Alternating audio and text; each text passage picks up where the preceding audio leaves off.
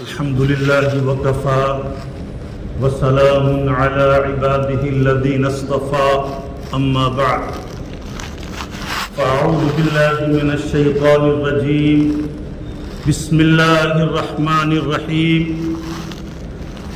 يا أيها النمل ادخلوا مساكنكم لا يحطمنكم سليمان وجنده وهم لا يشعرون وقال الله تعالى في موضع آخر وذكر فإن الذكرى تنفع المؤمنين صدق الله العظيم. برادر محترم و معزز سامعین، اللہ تعالیٰ نے اپنے اس کلام حکیم میں جو چھوٹی سی ہم نے آیت تلاوت کی ہے، اس میں اللہ تعالیٰ نے اپنے بندوں کو یہ حکم دیا ہے کہ اے میرے بندو، تم لوگ گاہے بگاہے وقفہ بوقفہ دینی مجالس کا انعقاد کیا کرو، آپس میں دینی گفتگو، دینی مسائل کے سلسلے میں مذاکرہ کرتے رہا کرو، اس وجہ سے کہ آپس کا مذاکرہ یہ ایمان والوں کے لیے انتہائی مفید ہے. وَذَكِّرْ فَإِنَّ الذِّكْرَى تَنْفَعُ الْمُؤْمِنِينَ. اللہ تعالیٰ نے فرمایا کہ آپس میں دینی مسائل کا، دینی احکام کا مذاکرہ کرتے رہو گاہے بگاہے وقفہ بوقفہ، اس وجہ سے کہ یہ مذاکرہ ایمان والوں کے لیے انتہائی نفع بخش ہے.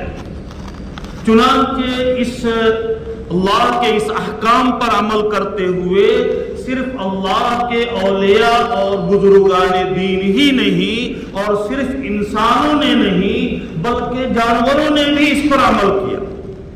چنانچہ ابھی سورہ نمل کی جو ایک آیت تلاوت کی گئی ہے، اس آیت میں اللہ تعالیٰ نے چونٹی کا ایک عجیب اور غریب واقعہ بیان فرمایا ہے. یہ واقعہ ہم سب کے لیے بڑا ہی عبرت انگیز ہے، اور وہ واقعہ یہ ہے کہ حضرت سلیمان علیہ السلام کے زمانے کا واقعہ ہے. اللہ تعالیٰ نے حضرت سلیمان علیہ السلام کو ان کی انتھک قربانیوں کے نتیجے میں پوری دنیا کی صرف انسانوں پر نہیں، صرف جناتوں پر ہی نہیں بلکہ چرند پرند درند دنیا کی تمام مخلوق پر اللہ تعالیٰ نے ان کو حکومت عطا فرمایا تھا. 4 شخصیت ایسی گزری ہیں جن کو بیک وقت پوری دنیا کے اوپر حکومت رہی ہے، لیکن وہ حکومت صرف انسانوں پر رہی. لیکن حضرت سلیمان علیہ السلام یہ واحد ایسی شخصیت ہے جن کو صرف انسانوں پر ہی نہیں، جناتوں پر ہی نہیں بلکہ جانوروں، درندوں، پرندوں کے اوپر بھی اللہ تعالیٰ نے ان کو حکومت عطا فرمائی. تو 4 ایسی شخصیات جن کو پوری دنیا کے اوپر بیک وقت حکومت حاصل رہی ہے، ان میں اول نمبر پر سر فہرست حضرت سلیمان علیہ السلام، دوسرے نمبر پر حضرت ذوالقرنین ہے جن کا واقعہ 16ویں پارے کے اندر حضرت ذوالقرنین کا واقعہ آیا ہے. اور 2 بادشاہ کافروں میں گزرے جن کو بیک وقت پوری دنیا پر حکومت رہی، ایک تو نمرود اور دوسرے بخت نصر. بہرحال تو مجھے حضرت سلیمان علیہ السلام کے زمان کے بارے میں بتلانا تھا. حضرت سلیمان علیہ السلام کو ان کی انتھک قربانیوں کے نتیجے میں اللہ تعالیٰ نے ہوا کو ان کے لیے مسخر کر دیا. جہاں بھی وہ جاتے تھے اللہ ہوا کو حکم دیتے، ہوا ان کی مرضی کے تابع ہوتی، اور جس رفتار میں وہ چاہتے تھے ہوا اسی رفتار میں ان کو لے کر جاتی تھی. لیکن تو اکثر ان کا سفر تو ہوائی ہوتا تھا، لیکن ایک مرتبہ ان کا سفر پیدل ہو رہا تھا جس کا تذکرہ قرآن کے اندر موجود ہے. اور اس پیدل سفر کا واقعہ یہ ہے کہ اس سفر میں حضرت سلیمان علیہ السلام کو کے ساتھ جو ہے انسان اور جنات کے علاوہ جمادات، نباتات، حیوانات کی بھی ایک بڑی جماعت ساتھ میں تھی. مفسرین نے لکھا ہے کہ آپ کے لشکر کی تعداد اس وقت جو ہے اس کا اندازہ اس سے لگایا جا سکتا تھا کہ 100 فرسخ تک پھیلی ہوئی تھی، اور ایک فرسخ 3 میل کا ہوتا ہے. اور 1 میل 1.5 کلومیٹر کا ہوتا ہے. اب حساب لگا لیجئے 450 کلومیٹر. یہاں سے احمد آباد بھی 450 کلومیٹر نہیں ہے. تو گویا کہ اتنی لمبی قطار لگی ہوئی تھی ان کی لشکر کی. تو حضرت سلیمان علیہ السلام ایک سفر میں جا رہے تھے اور یہ جو ہے واقعہ یمن کے قریب کا ہے. یمن سے 3 میل دوری پر یہ ان کی لشکر تھی. حضرت سلیمان علیہ السلام کا اصل جو ہے کمانڈر کا جو اصل اگلا دستہ جو تھا وہ یمن سے 3 میل دوری کے فاصلے پر تھا. چنانچہ یمن کے میدان میں بہت سی چونٹیاں میدان میں بکھری ہوئی تھی. ان میں سے ایک چونٹی نے کھڑے ہو کر اعلان کیا کہ یا ایھا النمل ادخلوا مساکنکم. اے چونٹی کی جماعتو تم لوگ اپنے اپنے بلوں میں داخل ہو جاؤ, اپنے اپنے سوراخوں میں اپنے اپنے گھروں میں چلی جاؤ. کہیں ایسا نہ ہو کہ لشکر سلیمانی آ کر تم کو کچل جائے. اب وہ نبی کے تربیت یافتہ ہیں, نبی ساتھ میں ہیں, تم کو کچلیں گے کیسے؟ آگے اس کا جواب دے دیا وَهُمْ لَا يَشْعُرُونَ. تمہارا وجود بہت چھوٹا ہے جس کی وجہ سے تمہارے وجود کا ان کو احساس نہیں ہو پائے گا. کہیں ایسا نہ ہو کہ غیر شعوری طور پر تم ان کے پاؤں کی زد میں آ جاؤ. اس سے معلوم ہوا کہ جان بوجھ کر کسی جانوروں کو بھی نہیں مارنا چاہیے. تو حضرت آگے اس کا جواب دے دیا کہ وَهُمْ لَا يَشْعُرُونَ. جان بوجھ کر کے تو نبی کے تربیت یافتہ ایسا نہیں کر سکتے, لیکن تمہارے وجود کے چھوٹے ہونے کی بنا پر ممکن ہے تمہارے وجود کا, تمہاری موجودگی کا ان کو احساس نہ ہو اور غیر شعوری طور پر ان کے پاؤں کے نیچے آ جاؤ. چنانچہ حضرت سلیمان علیہ السلام کے اس لشکر کی آمد کا احساس پا کر چونٹیوں نے اپنی جماعت میں جو اعلان کیا, مفسرین نے لکھا ہے کہ فوراً دوسری چونٹیوں نے متبر کی حیثیت سے پورے میدان میں اس اعلان کو پھیلا دیا اور تمام چونٹیوں نے جو ہے اس اعلان پر عمل کیا. تو چونٹی نے اور اس کے بعد ہوا کے ذریعے سے حضرت سلیمان علیہ السلام تک بھی چونٹیوں کا اعلان پہنچ گیا. حضرت سلیمان علیہ السلام نے اپنی لشکر کو حکم دیا کہ جب تک آخری چونٹیاں بھی تمام چونٹیاں اپنے اپنے بلوں میں نہیں چلی جاتی ہیں اس وقت تک کوئی لشکر کا فرد آگے نہیں بڑھ سکتا. بہرحال اللہ تعالیٰ کو چونٹیوں کی اپنی قوم کے ساتھ ہمدردی, خیر خواہی اور آنے والی مصیبت سے بچانے کی فکر, آنے والے حادثے سے بچانے کی فکر یہ اتنی پسند آئی کہ اللہ تعالیٰ نے انسانوں کی عبرت کے لیے قیامت تک باقی رہنے والی کتاب میں اس کا تذکرہ فرمایا. اور یہی نہیں کہ تذکرہ فرمایا, مستقل ایک سورت نازل فرما کر اس سورت کا نام ہی رکھ دیا سورت النمل. اس سے گویا کہ ہمیں اور آپ کو سبق دینا چاہتے ہیں کہ جب ایک معمولی سی چونٹی نے اپنی قوم کی فکر کی اور اپنی قوم کو آنے والی مصیبت سے آگاہ کیا, اس کو مصیبت سے بچانے کی فکر کی, تو اللہ تعالیٰ نے ان کا اتنا اعزاز کیا. پھر ہم اور آپ کو اشرف المخلوقات, ہم اور آپ اگر اپنی قوم کی فکر کریں, اپنی قوم کو آنے والی مصیبت سے باخبر کریں اور ان کو آنے والی مصیبت سے بچانے کے لیے صحیح اور کوشش کریں, اللہ تعالیٰ ہماری اس کوشش کو کبھی بھی ناکام نہیں فرمائیں گے. چنانچہ اسی نصیحت پر وذکر فإن الذکریٰ تنفع المؤمنین, اسی وعد کے فارمولے پر اور اسی آیت پر عمل کرتے ہوئے مختلف زمانے میں مختلف علماء نے, مختلف اولیاء اللہ اور بزرگان دین نے اپنے اپنے ماتحتوں کو مختلف نصیحت کی.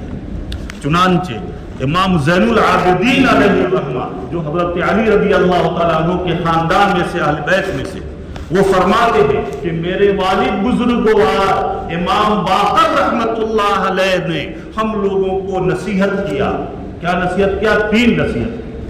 پہلی نصیحت کیا کہ دیکھو بیٹے, کبھی بھی بیوقوفوں کے ساتھ دوستی مت کرنا, ورنہ بیوقوفوں کی دوستی تم کو لے ڈوبے گی. وہ تم سے ہمدردی اور خیر خواہی میں تمہارے ساتھ اچھا معاملہ کرنا چاہیں گے, لیکن وہ حماقت اور بیوقوفی کی بنا پر وہ تمہارا نقصان کر دیں گے. اور اس کو ایک واقعہ سے علماء نے سمجھایا ہے. ایک شخص جو ہے ایک شخص نے ریچھ پال رکھا تھا، چنانچہ سخت گرمی کا زمانہ تھا، اس زمانے میں یہ اے سی اور برقی پنکھے تو تھے نہیں، وہ ہاتھ سے جھلنے والا پنکھا تھا، چنانچہ وہ روزانہ پنکھا جھلا کرتا تھا۔ اب پنکھا جھلتے جھلتے اس کے ہاتھ میں واقع تکلیف ہوتی تھی، اس نے سوچا کہ ہم ریچھ کو پنکھا جھلنا سکھا دیتے ہیں، چنانچہ وہ ہم سو جائیں گے اور یہ ریچھ جو ہے ہم کو پنکھا جلتا رہے گا اور ہم کو جو ہے آسانی سے نیند بھی آ جائے گی۔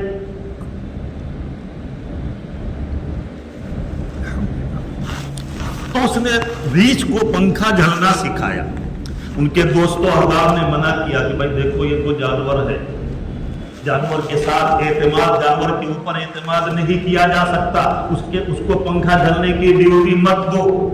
لیکن اس نے کہا کہ ارے کوئی حد نہیں ہے، یہ ہمارا تربیت یافتہ جانور ہے، یہ ہمارا کوئی نقصان نہیں کر سکتا۔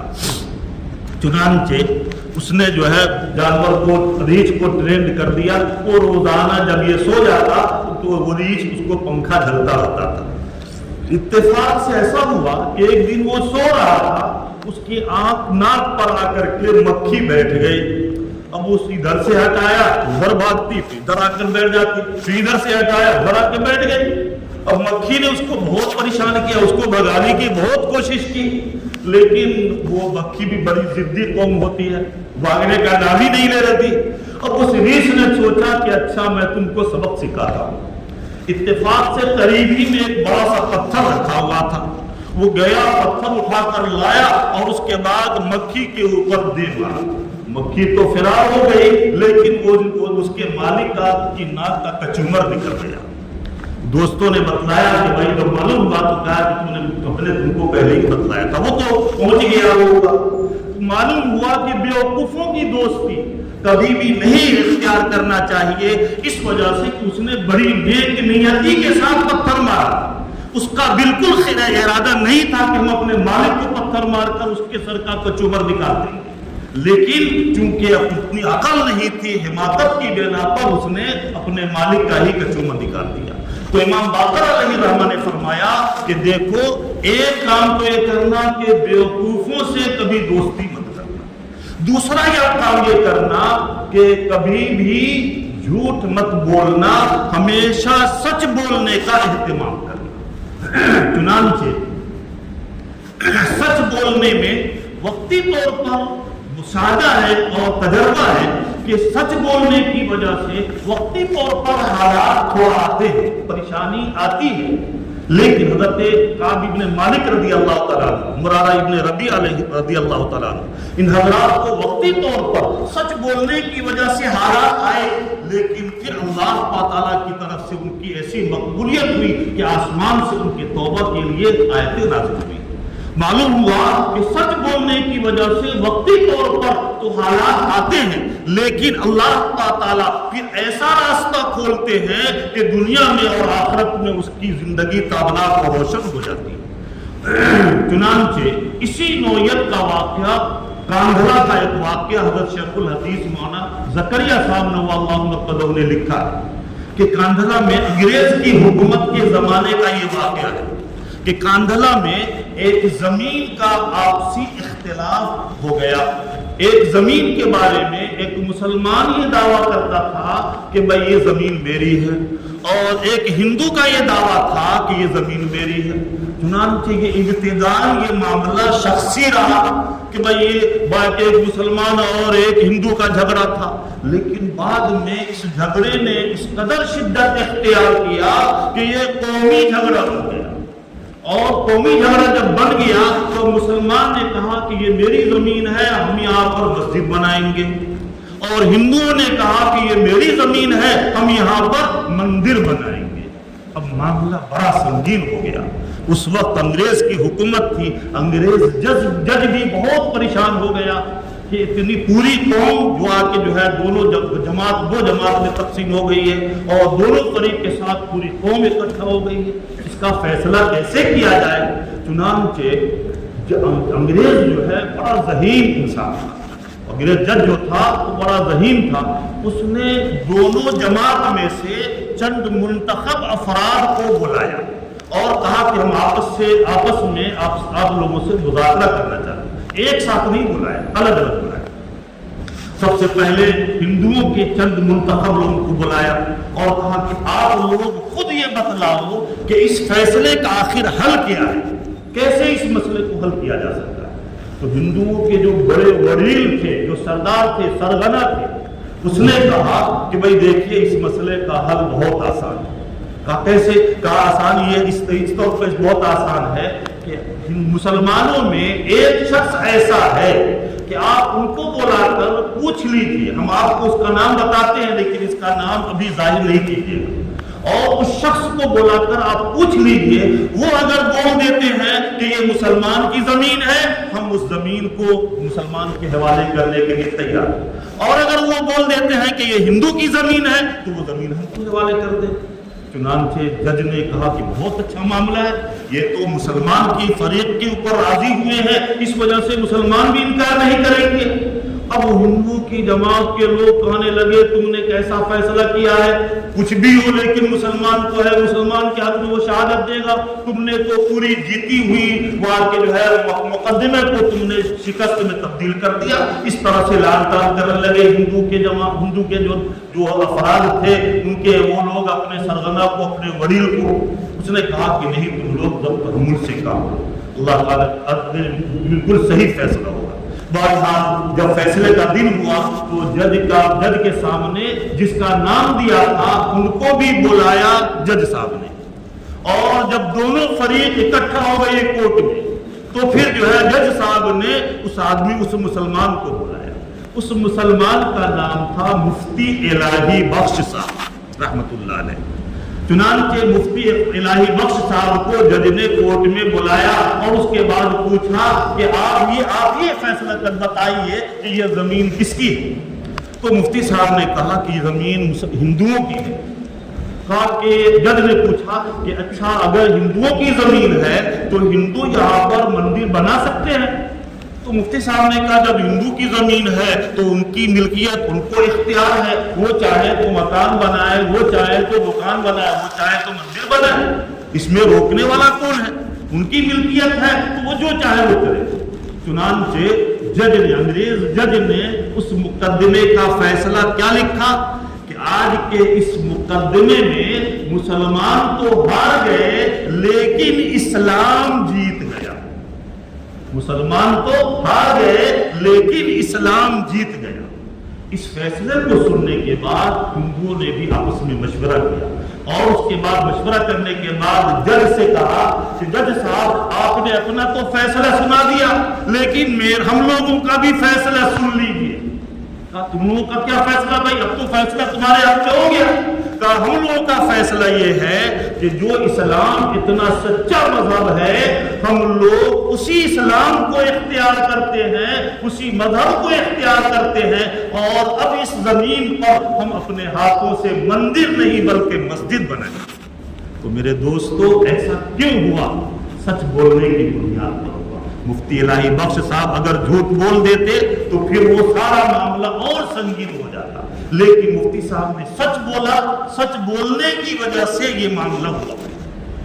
معلوم ہوا کہ سچ بولنے سے وقتی طور پر تو حالات آتے ہیں لیکن اللہ تعالیٰ پھر اس حالات کو آسانی اور سہولت میں تبدیل فرما دیا کرتے ہیں۔ اسی وجہ سے امام باقر رحمت اللہ علیہ نے اپنے صاحبزادے امام زین العابدین علیہ رحمہ کو یہ نصیحت کیا کہ دیکھو بیٹے کبھی بھی جھوٹ مت بولنا۔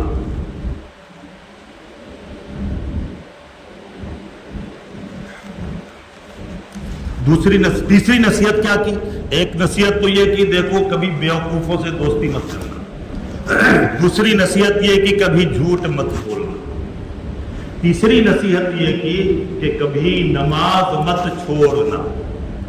اس وقت ہم اور آپ اور پوری دنیا کے انسان پریشان ہیں، سب کی مشترکہ شکایت ہے کیا کہ بھائی ہماری اولاد نافرمان ہوتی جا رہی ہے، ہمارا کہنا نہیں مانتی ہے، ہم کہتے ہیں ادھر جاؤ، وہ کہتے ہیں ادھر جائیں۔ تو یہ مشترکہ شکایت آج ہر ایک کی ہے۔ چنانچہ شیخ ذوالفقار صاحب نقشبندی دامت برکاتہ نے لکھا ہے کہ ہم نے جو ہے تقریباً سینکڑوں کتابوں کا تربیت اولاد کے سلسلے میں مطالعہ کیا، اور سینکڑوں کتاب کے مطالعہ کے بعد ہم اس نتیجے پر پہنچے کہ اگر ہماری اولاد 3 کام کر لے تو انشاءاللہ اس کی ایسی تربیت ہوگی کہ دنیا میں بھی وہ تابناک اور روشن رہیں گے انشاءاللہ، جہاں بھی رہیں گے وہ اپنا نیک نامی واقف کے ساتھ زندگی گزاریں گے، اور مرنے کے بعد بھی اللہ تعالیٰ اس کا آخرت میں اعزاز اور اکرام فرمائیں گے۔ اس وجہ سے اپنی اولاد کو 3 کام کا پابند بنائیے، انشاءاللہ آپ کی اولاد آپ کی مطیع اور فرما بردار رہے گی۔ چنانچہ انہوں نے فرمایا کہ میں نے سینکڑوں کتاب کے مطالعہ کے بعد اور اس کا نچوڑ اور خلاصہ میں نے جو ہے یہ جو ہے نکالا، اور وہ کیا ہے؟ سب سے پہلی چیز تو انہوں نے کہا کہ بھائی اپنے بچوں کو اس کا پابند بنائیے کہ سچ بولنا ہے، کبھی جھوٹ نہیں بولنا ہے، چاہے حالات جیسے بھی سنگین آ جائے، لیکن سچ بولنا ہے، کبھی بھی جھوٹ نہیں بولنا ہے۔ لیکن ہماری اولاد کب مانے گی ہماری بات؟ جب ہم خود اس پر عمل کریں گے۔ ہم رات دن بچوں کے سامنے جھوٹ بولتے ہیں اور بچوں کو نصیحت کرتے ہیں کہ بچے دیکھو کبھی جھوٹ مت بولنا، ظاہر بات ہے اس نصیحت کا بچے پر کیا اثر پڑے گا؟ کہا مانے گی دنیا ہرگز نہ اس کا جو اپنی نصیحت پہ عامل نہ ہوگا۔ پہلے ہم کو خود اپنی نصیحت پر عمل کرنا پڑے گا۔ حضرت مولانا اشرف صاحب تھانوی نور اللہ مرقدہ جس زمانہ میں کانپور میں پڑھاتے تھے، اس زمانے کا ایک واقعہ ہے۔ ایک صاحب اپنے چھوٹے بچے کو لے کر آ گئے کہ حضرت یہ بچہ بہت زیادہ مجھے پریشان کرتا ہے اور اس کے بعد بہت زیادہ گڑ کھاتا ہے، آپ اس کو نصیحت کر دیجئے کہ زیادہ گڑ نہیں کھایا کرے۔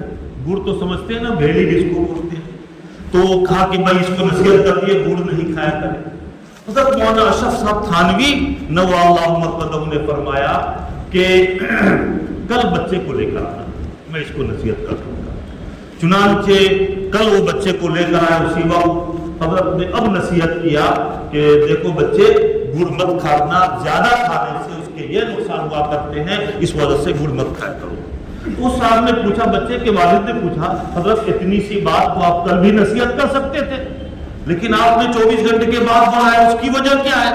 تو حضرت تھانوی علیہ السلام نے فرمایا کہ کل تک میں خود گڑ کھاتا تھا بہت زیادہ، اب میں نے سوچا کہ اگر اسی حالت میں نصیحت کروں میری نصیحت کا اثر، اس وجہ سے اب میں نے خود توبہ کر لیا کہ بھائی زیادہ گڑ نہیں کھاؤں گا۔ اس کے بعد پھر میں نے بچے کو نصیحت کیا، انشاءاللہ یہ بچے کی کو نصیحت کارآمد ہوگی اور اس کا اثر ہوگا انشاءاللہ۔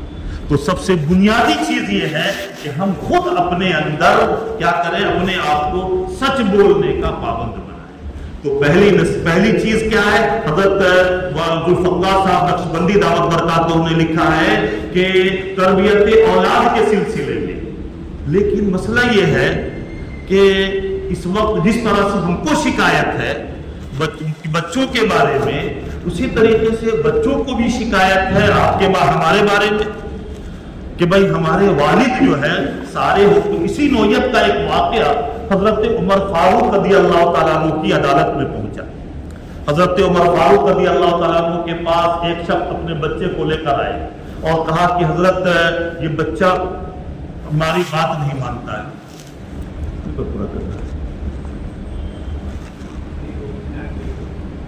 جی، بچہ یہ میری بات نہیں مانتا ہے۔ تو حضرت نے فرمایا کہ بھائی حضرت عمر فاروق رضی اللہ تعالیٰ عنہ نے پوچھا کہ بھائی بچے کو بلائے، بچے سے پوچھا کہ بھائی تم کیوں نہیں بات مانتے ہو؟ تو انہوں نے کہا کہ حضرت یہ بتلائیے کہ سارے حقوق باپ کے بچے پر ہی ہیں یا یہ کہ بچے کے بھی کچھ حقوق باپ پر؟ تو حضرت عمر فاروق رضی اللہ تعالیٰ نے فرمایا کہ باپ اور بچے کے 3 حقوق۔ پہلا حق تو یہ ہے کہ کسی نیک اور صالح اور دیندار عورت سے شادی کرے۔ دوسرا حق یہ ہے کہ بچے کی پیدائش کے بعد اس کا اچھا نام رکھے۔ تیسرا حق یہ ہے کہ بچے کی صحیح تعلیم اور تربیت کا انتظام کرے۔ اس بچے نے کہا کہ حضرت اس نے بدنام زمانہ عورت سے انہوں نے میرے والد نے شادی کی اور میرا نام ایسا رکھا کلو للو جیسے ہم لوگ عام طور سے رکھتے ہیں، اور اس کے بعد ہماری تربیت کا کی ہے کہ بھائی کبھی تربیت کچھ سکھائی نہیں دین کی باتیں، کیسے ہم آپ والدین کا احترام کریں گے؟ دوبارہ بات یہ چل رہی تھی کہ 3 کام ہم کریں انشاءاللہ ہماری اولاد نافرما بردار ہوگی۔ پہلا کام تو یہ ہم کو کرنا ہے کہ ہم اپنے بچوں کو سچ بولنے کا پابند بنائیں۔ دوسرا کام یہ کرنا ہے کہ اپنے بچوں کو تاکید کریں کہ 5 وقت نماز پابندی سے پڑھنا ہے، چاہے تمہارا ہوم ورک ہو یا نہ ہو، تمہارا دوسرا کام ہو یا نہ ہو، لیکن 5 وقت کی نماز پابندی سے ادا کرنا ہے۔ انشاءاللہ اس 5 وقت کی نماز کی برکت سے اس کے اوپر ایک صلح کا نور پیدا ہو جائے گا، اور اسی طریقے سے نماز زندگی کے اندر ٹائم ٹیبل سے کام کرنے کا اس کے اندر ایک سلیقہ آ جائے گا۔ تو اس نے نماز کا ایک پابند بنائے کہ بھائی نماز پابندی سے پڑھنے کا ہے۔ وقت بہت کم رہ گیا، اس وجہ سے بہت شارٹ لفظوں میں اب صرف 3 کو پورا کر دیتے ہیں۔ تو خلاصہ یہ ہے کہ وہ نماز کا ایک پابند بنایا جائے، اور دوسرا کام یہ کرنا ہے کہ بچوں کو خدمت خلق کا جذبہ بچوں کے اندر پیدا کیا جائے۔ بچوں کو اس بات کا پابند بنایا جائے کہ اپنے بڑوں کی عزت کرو، اپنے بڑوں کا احترام کرو، اپنے بڑوں کی خدمت کرو۔ خدمت خلق کا جذبہ ہم اپنے اندر بھی پیدا کریں، ہماری اولاد میں بھی ہو، اس وجہ سے کہ اگر خدمت خلق کا جذبہ ہماری اولاد میں پیدا ہو گیا تو اس سے انشاءاللہ اس کے اندر تواضع پیدا ہوگا، اور اللہ کے نبی صلی اللہ علیہ وسلم نے فرمایا من تواضع للہ رفعہ اللہ، جو اللہ کی رضا کے لیے تواضع اختیار کرتا ہے، اللہ تعالیٰ دنیا اور آخرت میں دونوں جگہوں میں اس کے مقام اور مرتبے کو بڑھا دیتے ہیں، اس کے نام کو روشن کر دیتے ہیں۔ اور دوسرا فائدہ یہ ہوگا کہ بھائی جو ہے خدمت خلق سے اس کے اندر کبر و غرور ختم ہوگا، اس کے اندر کبر و غرور تکبر ختم ہو جائے گا، اور تکبر ختم ہو گیا تو اللہ کو گویا کہ اگر تکبر رائی کے دانے کے برابر بھی کسی کے اندر ہے تو ایسا شخص ناکام ہو جائے گا دنیا میں بھی اور آخرت میں بھی۔ اللہ کے نبی نے فرمایا من تکبر وضعہ اللہ، جو تکبر اختیار کرے گا، اپنے آپ کو بڑا سمجھے گا، دوسرے کو کمتر اور حقیر سمجھے گا، اللہ تعالیٰ اس کو